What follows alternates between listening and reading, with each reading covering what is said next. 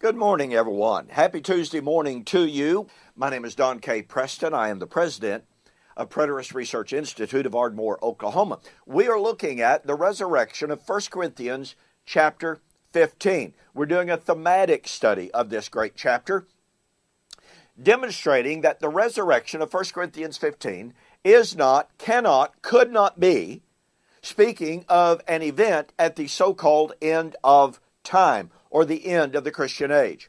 We're looking at Paul's statement at 1 Corinthians 15:19 and following, where Paul says, "Then comes the end."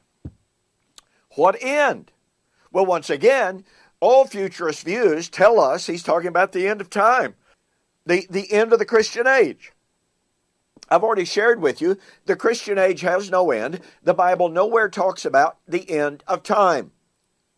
And invariably, the image of harvest that is used in 1 Corinthians chapter 15 refers to the harvest of the Old Covenant age, when it would reach its fullness, when it was ripe. Well, I want now to close out this particular aspect of our study of the end by showing another marvelous correlation between 1 Corinthians chapter 15 and Revelation. And I want to call your attention to Revelation chapter 11. You know, it is abundantly strange to me how commentators can go to the book of Revelation and fail to see the absolute perfect correlation between Daniel 12, 1 Corinthians 15, and Revelation. Now, make no mistake, the book of Revelation draws extensively on Daniel. It draws on Daniel 2, on Daniel 7, and it draws on Daniel chapter 9 and Daniel chapter 12 extensively. Daniel 9 foretold the resurrection by the end of the 70 weeks. Daniel chapter 12 foretold the resurrection when the power of the holy people would be completely shattered. Now, watch this. Daniel chapter 12, which is the resurrection of 1 Corinthians 15. But Daniel chapter 12 said it would be at the time of the end when the righteous would shine forth in the kingdom. And Daniel chapter 12, Daniel was told, "And now, Daniel, go your way. You shall sleep with your fathers until the time of the end, and you shall rise to your inheritance." Now then, time's running out. Revelation chapter 11, just like Daniel chapter 12, talks about the time of the end, the time of the kingdom, and the time of the rewarding of the dead, the time of the rewarding of the prophets. Okay, that's Daniel chapter 12. Daniel chapter 12, the resurrection, the time of the end, the time of the kingdom, the time of the rewarding of Daniel the prophet would be when the power of the holy people is completely shattered. Well, 1 Corinthians chapter 15, the time of the end is the time of the entrance into the kingdom, 1 Corinthians 15, 51 and following, the time of the reception of the eternal inheritance at the coming of the Lord. And by the way, it's the sounding of the seventh trumpet, or at the last trumpet, 1 Corinthians 15, 51 and following. Now, watch this. Revelation chapter 11. When the seventh angel sounded, what did he sound? Well, according to chapter 10, he sounds the trumpet. Seventh trumpet is the last trumpet. The last trumpet is the time of the resurrection of 1 Corinthians 15. The seventh trumpet angel sounded. There were loud voices in heaven saying, watch this, the kingdoms of this world have become the kingdoms of our God and of His Christ, and He shall rule forever and forever. Now, what happens at the sounding of the seventh trumpet? The kingdom arrives in full power and full glory.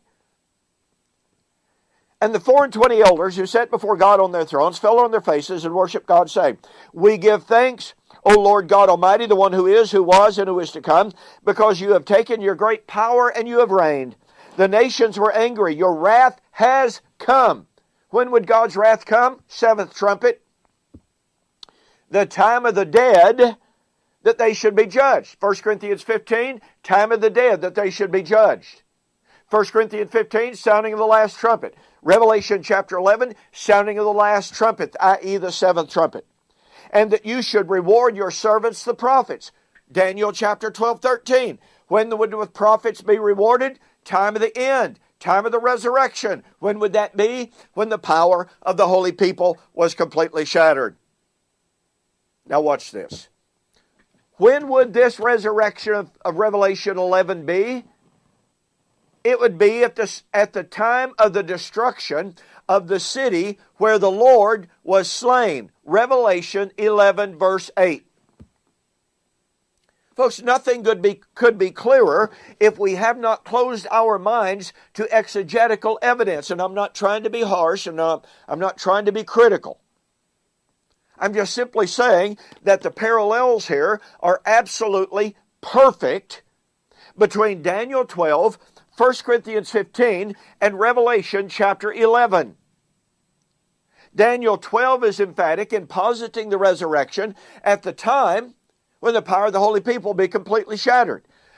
1 Corinthians 15 is emphatic in placing the resurrection at the sounding of the last trumpet, and the time of the judgment of the living and the dead, and the time of the reward, just like Revelation chapter 11, is emphatic in declaring that the resurrection would be at the sounding of the seventh trumpet at the time of the judgment of the city where the Lord was slain, the time of the judgment of the living and the dead, the time of the rewarding of the prophets of Daniel chapter 12, where the holy power of the holy people be completely shattered.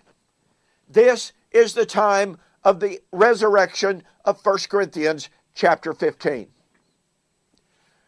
You know, it seems to me, folks, that unless a person can create a complete dichotomy between Daniel 12, 1 Corinthians 15, and Revelation chapter 11, this serves as prima facie proof that the time of the end, the sounding of the seventh last trumpet for the resurrection of the dead, the rewarding of the prophets, had to have been when the power of the holy people was completely shattered in AD 70.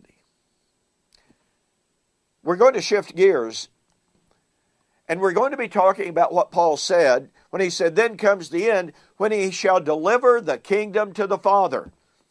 Well, are we talking about Christ surrendering his kingdom, handing over the reins of sovereignty to the Father, abdicating his rule, abdicating his reign? That's what some people believe, as we shall share with you, and as we shall refute, beginning on the flip side. So we'll see you there.